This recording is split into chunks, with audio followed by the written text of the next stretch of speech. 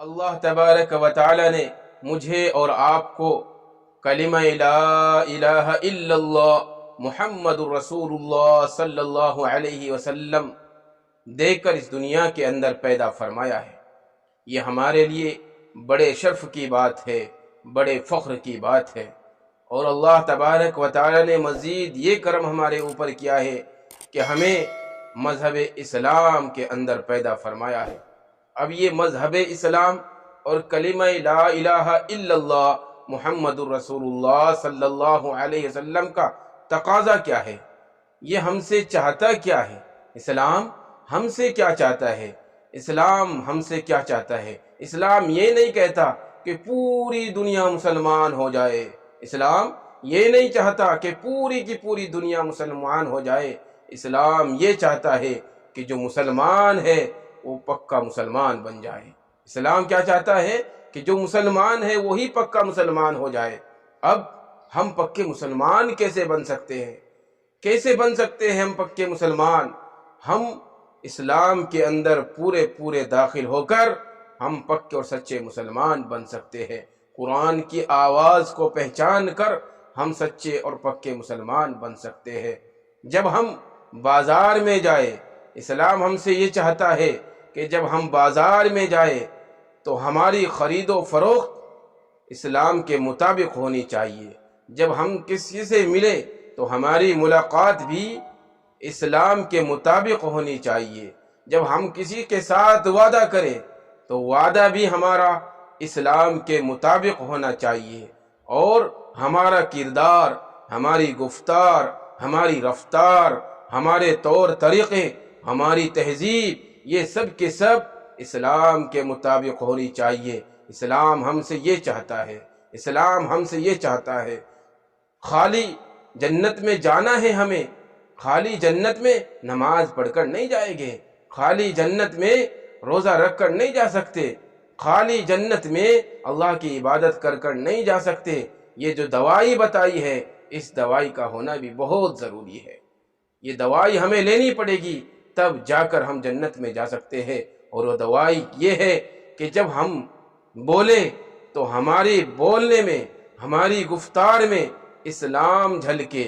جب ہم کسی سے لین دین کرے، ہمارے معاملات میں اسلام کی باتیں جھلکے، قرآن جھلکے، اور جب ہم کسی سے وعدہ کریں اس کے اندر بھی اسلام جھلکے اور قرآن کی باتیں جھلکے، تاکہ سامنے والا ہمیں دیکھنے کے بعد، چاہے وہ سکھ بھائی ہو، چاہے وہ عیسائی بھائی ہو، چاہے وہ غیر مسلم بھائی ہو، کوئی بھی ہو، ہمیں سامنے والا دیکھ کر، ہمارے گفتار کو دیکھ کر، ہمارے کردار کو دیکھ کر یہ کہنے پر مجبور ہو جائے کہ یہ اسلام والا ہے، یہ مذہب اسلام والا ہے، یہ قرآن والا بندہ ہے۔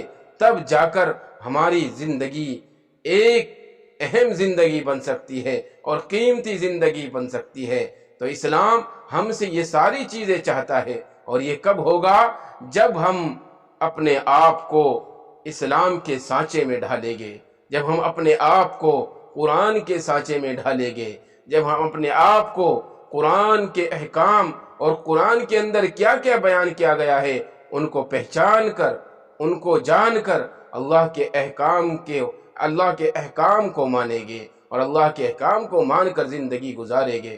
اور یہ کب ہوگا کہ ہمیں غیر مسلم اور غیر دینی بھائی اور دوسرے لوگ بھی ہمیں اچھا کہے اور ہماری تعریف کرنے پر مجبور ہو جائے؟ یہ جب ہوگا جب ہمارے کردار سے خوشبو آئے گی۔ کون سی خوشبو؟ اسلام کی خوشبو، قرآن کی خوشبو۔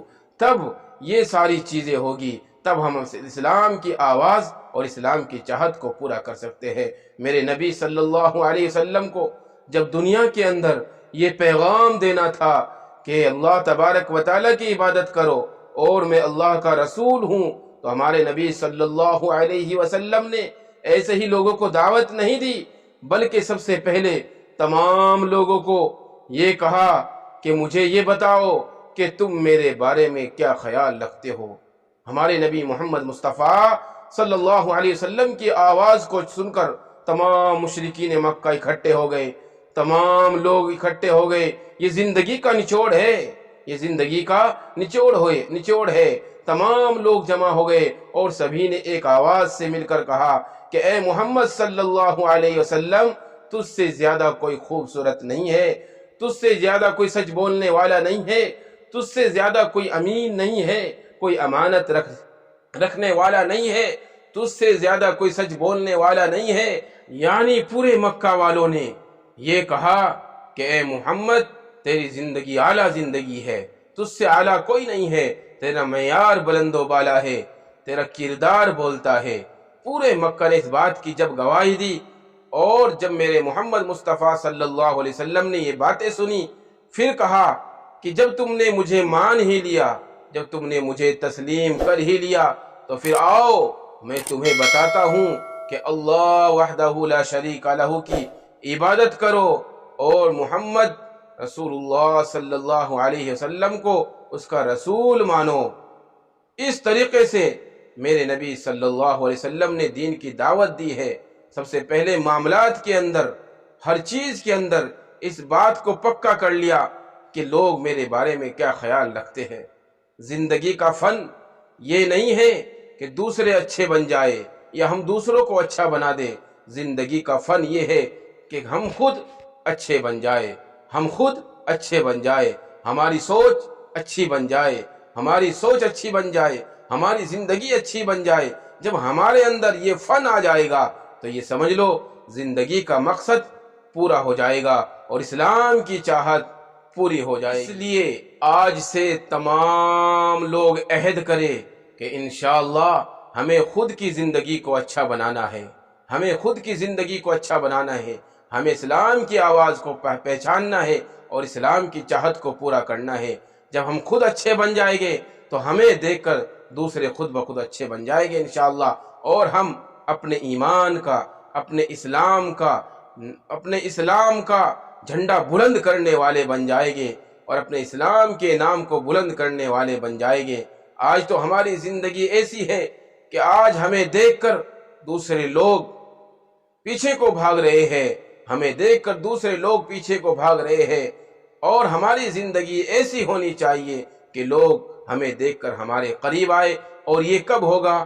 جب ہم اپنے اسلام کے مطابق زندگی گزاریں گے، اپنے اللہ کے احکام کے مطابق زندگی گزاریں گے، تو پھر ہمارا معیار بلند ہوگا، ہماری عزتیں ہوگی، ہمیں اسلام کا نام بلند کرنے والوں میں سے بنائے گا انشاءاللہ۔